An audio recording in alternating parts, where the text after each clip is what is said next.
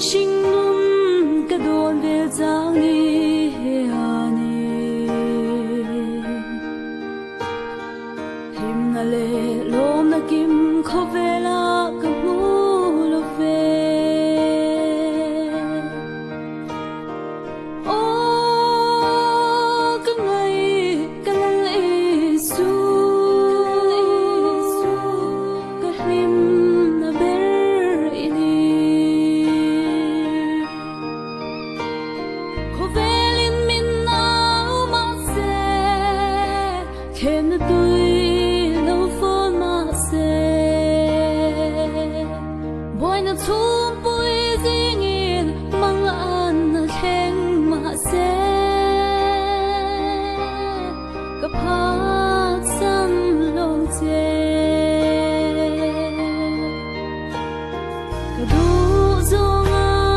ka num lo man zong zong te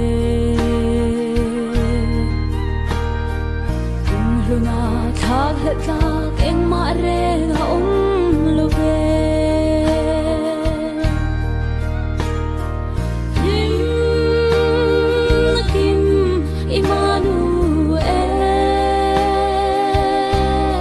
iden karon pane khovelin min lao ma se khem na tui no phone ma se boy na thum pui ding in mang an na khen ma se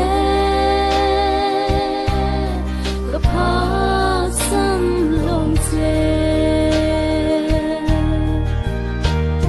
mangai tenen khovela kan len za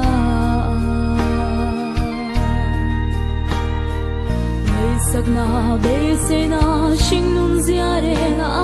ni si em kim dang zong ai bo